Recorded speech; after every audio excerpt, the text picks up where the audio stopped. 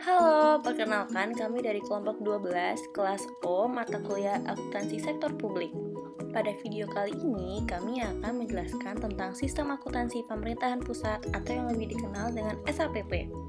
Adapun tujuan pembuatan video ini guna untuk memenuhi tugas akhir akuntansi sektor publik dengan dosen pengampu kami, Dr. Erina Sudaryati, DRA, MS, CMA, CA, AK. Berikut adalah anggota kelompok kami. Halo, perkenalkan, saya Sebastian. Halo, perkenalkan, nama saya Tito Budi Wijayata dengan NIM akhir 207. Halo, perkenalkan, nama aku Rosalina dengan NIM belakang 201. Hai semua, nama saya Dina Ayu. Nama saya Nabila Hari dengan NIM akhir 278. Nah, saya akan memulai terlebih dahulu dengan pengertian dari SAPP. Sistem akuntansi pemerintah pusat adalah serangkaian kegiatan prosedur manual maupun terkomputerisasi untuk melakukan pencatatan, pengiktisaran data, serta pelaporan keuangan pemerintahan pusat. Untuk penyusunan pelaporan keuangan, SAPP merujuk pada PMK nomor 215 tahun 2016. SAPP diselenggarakan dalam rangka pemenuhan kebutuhan laporan keuangan pemerintah yang terdiri dari 7 laporan. Yang pertama adalah LRA, yang kedua adalah LPSAL, yang ketiga adalah neraca, yang keempat adalah LO, yang kelima adalah LAK, yang keenam adalah LPE, dan yang terakhir adalah CALK. SAPP dikembangkan dalam rangka penyusunan laporan keuangan sesuai dengan standar SAP yang bertujuan untuk mewujudkan fungsi akuntansi. Yang kita tahu ada 5. Yang pertama adalah pengumpulan data, yang kedua adalah pencatatan, yang ketiga adalah pengklasifikasian, yang keempat adalah pengiktisaran, dan yang kelima adalah penyusunan laporan keuangan. SAPP sendiri dikembangkan sesuai dengan standar akuntansi pemerintahan atau SAP. Dan kali ini saya akan menjelaskan tujuan dari SAPP. Jadi, apa saja sih tujuan dari SAPP ini? Nah, menurut modul PPAKP atau modul Program Percepatan Akuntabilitas Keuangan Pemerintah itu menyebutkan tujuan dari SAPP secara umum ada 4, yaitu yang pertama, menjaga aset pemerintah pusat dan instansi-instansinya melalui tahap-tahap seperti pencatatan, pemrosesan, dan pelaporan transaksi keuangan yang konsisten sesuai dengan standar dan praktek akuntansi secara umum. Lalu, tujuan SAPP yang kedua adalah untuk menyediakan informasi yang akurat dan tepat waktu tentang anggaran dan kegiatan keuangan pemerintah pusat baik secara nasional maupun kepada instansi yang berguna sebagai dasar penilaian kerja untuk menentukan ketaatan terhadap otorisasi anggaran dan juga untuk tujuan akuntabilitas. Lalu yang ketiga, SAPP bertujuan untuk menyediakan informasi yang dapat dipercaya tentang posisi keuangan suatu instansi dan pemerintah pusat secara keseluruhan. Lalu, yang terakhir, itu adalah untuk menyediakan informasi keuangan yang berguna untuk perencanaan, pengelolaan, dan pengendalian kegiatan dan keuangan pemerintah secara efisien. Untuk dasar hukumnya, penyelenggaraan dari SAPP ini didasari oleh Undang-Undang Nomor 1 Tahun 2004 tentang Perbendaharaan Negara yang dimana pada pasal 7 ayat 2 huruf O memuat Menteri Keuangan selaku BUN atau Bendahara Umum Negara berwenang untuk menetapkan sistem akuntansi dan pelaporan keuangan negara agar informasi yang disampaikan dalam laporan keuangan pemerintah dapat memenuhi prinsip transparansi dan akuntabilitas. Perlu diselenggarakan sistem akuntansi pemerintahan pusat atau yang biasa disingkat SAPP yang sesuai dengan standar akuntansi pemerintahan. Kemudian, untuk aturan pelaksanaannya, ada PMK nomor 213 tahun 2013 dan disempurnakan pada PMK nomor 215 tahun 2016, di mana PMK ini mengatur sistem akuntansi dan pelaporan keuangan pemerintah pusat. Selanjutnya, saya ingin membahas tentang ciri-ciri SAPP dan ruang lingkup SAPP. Yang pertama, ciri-ciri SAPP. Apa sih ciri-ciri SAPP itu? Yang pertama yaitu basis akuntansi yang digunakan dalam laporan keuangan pemerintah pusat itu adalah basis akrual. Basis kas digunakan untuk penyusunan realisasi anggaran seperti APBN. Selanjutnya, sistem pembukuan yang berpasangan berdasarkan atas persamaan dasar akuntansi, yaitu aset sama dengan kewajiban plus ekuitas. Setiap transaksi dilakukan dengan mendebit sekaligus mengkredit akun-akun terkait. Selanjutnya, ciri yang ketiga adalah adanya desentralisasi pelaksanaan anggaran.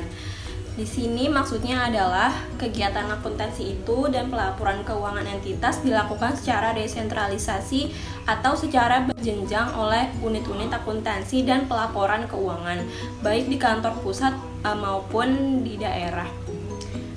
Yang keempat, SAPP itu menggunakan bagan akun standar atau BAS yang ditetapkan oleh Menteri Keuangan yang berlaku baik untuk tujuan penganggaran maupun tujuan penyusunan laporan keuangan.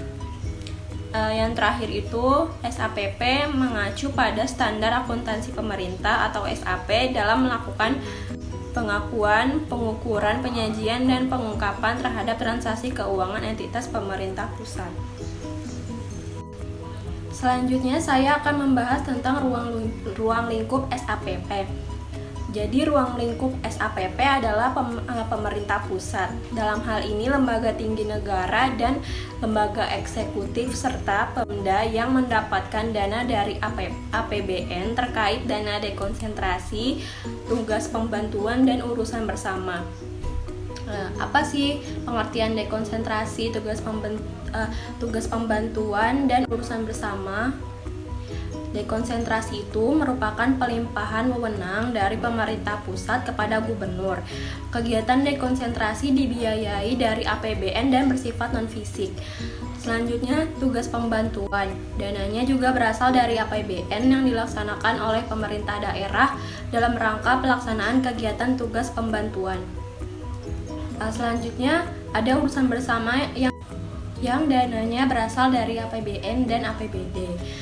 Lalu yang tidak termasuk dalam ruang lingkup SAPP adalah pemerintah daerah yang dalam rangka menjalankan tugas otonomi daerah dan menggunakan dana desentralisasi dan juga BUMN atau BUMD. Untuk materi selanjutnya akan dijelaskan oleh teman saya. Saya akan menjelaskan tentang kerangka umum dari SAP dan gambaran umum mengenai sabun. Bisa dilihat di sini SAP terdiri dari dua subsistem, yaitu sistem akuntansi instansi atau yang biasa disingkat dengan SAI, sistem akuntansi bendahara umum negara yang kemudian disebut dengan sabun. Untuk sistem akuntansi instansi dilaksanakan oleh Kementerian Negara atau lembaga, sedangkan untuk sistem akuntansi bendahara umum negara atau disingkat Sabun dilaksanakan oleh Kementerian Keuangan selaku BUN dan pengguna anggaran bagian anggaran pembiayaan dan perhitungan BAP. Sabun sendiri ada pengelompokannya lagi yang nanti akan dijelaskan lebih lanjut oleh teman saya. Sedangkan di sini saya akan menjelaskan tentang sabun itu sendiri. Sistem akuntansi dan pelaporan keuangan bendahara umum negara yang selanjutnya disebut sabun adalah serangkaian prosedur manual maupun yang terkomputerisasi, mulai dari pengumpulan data, pencatatan, pengikhtisaran sampai dengan pelaporan posisi keuangan dan operasi keuangan yang dilaksanakan oleh Menteri Keuangan selaku BUN dan pengguna anggaran bagian anggaran BUN. Sekarang saya akan membahas tentang pengelompokan SABUN. Menurut Undang-Undang Nomor 1 Tahun 2004 tentang Perbendaharaan Negara, Menteri Keuangan sebagai Bendahara Umum Negara memiliki banyak sekali kewenangan. Dikarenakan kewenangannya yang sangat banyak ini, maka SH BUN dibagi menjadi dua bagian besar, yaitu BUN sebagai pengelola kas dan juga BUN sebagai pengguna anggaran BABUN. Pertama yang akan saya bahas yaitu BUN sebagai pengelola kas yang terbagi menjadi satu kelompok saja, yaitu SIAP atau Sistem Akuntansi dan Pelaporan Keuangan Pusat. Jadi SIAP ini memproses pelaksanaan kewenangan dan juga memproses transaksi keluar masuknya kas negara dengan sistem akuntansi yang terintegrasi. SIAP ini dilaksanakan oleh Direktorat Jenderal Pembendaharaan atau DJBN. Lalu selanjutnya saya akan bahas yang kedua, yaitu BUN sebagai pengguna anggaran BABUN yang terbagi menjadi 9 bagian, yaitu yang pertama SAUP, yang kedua Sikubah, yang ketiga SAIP, yang keempat SAPP, yang kelima SATD, yang keenam SABS, yang ketujuh SABL, yang ke-8 SATK, dan yang terakhir yang ke-9 SAPBL. Nah, sekarang saya akan menjelaskan yang pertama tadi adalah SAUP. SAUP adalah sistem akuntansi dan pelaporan keuangan untuk utang pemerintah. Jadi untuk semua transaksi-transaksi hutang dan penerimaan pembayaran utang akan dicatat di SAUP ini. Lalu yang kedua ada Sikubah, yaitu sistem akuntansi dan pelaporan keuangan untuk hibah. Jadi untuk semua transaksi pendapatan hibah atau pembelanjaan hibah yang dilakukan oleh pemerintah akan dicatat di Sikubah ini. Lalu yang ketiga ada SAIP, yaitu sistem akuntansi dan pelaporan keuangan untuk investasi pemerintah. Jadi semua transaksi investasi pemerintah akan dicatat di SAIP ini.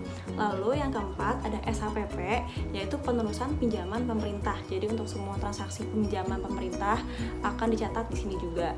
Lalu selanjutnya yang kelima yaitu SATD atau Sistem Akuntansi dan Pelaporan Keuangan untuk transfer ke daerah dan dana desa.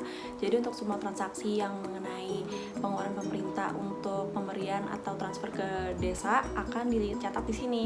Lalu yang keenam ada SABS atau Sistem Akuntansi dan Pelaporan Keuangan untuk belanja subsidi. Jadi untuk semua transaksi belanja yang bersubsidi yang dilakukan oleh pemerintah akan dicatat di sini. Lalu yang ketujuh ada SABL, yaitu Sistem Akuntansi dan Pelaporan Keuangan untuk belanja lainnya. Jadi transaksi-transaksi lain-lain yang dilakukan oleh pemerintah akan dicatat di SABL ini.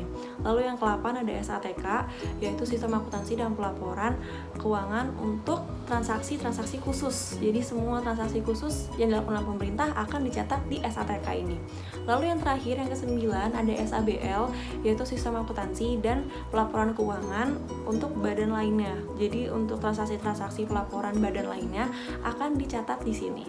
Sekian untuk pengelompokan SHBUN. Oke, sekian presentasi dari kami kelompok 12. Semoga dapat membantu untuk pemahaman mengenai topik SAPP. Saya Sebastian Tan Putra mewakili teman-teman mengucapkan terima kasih.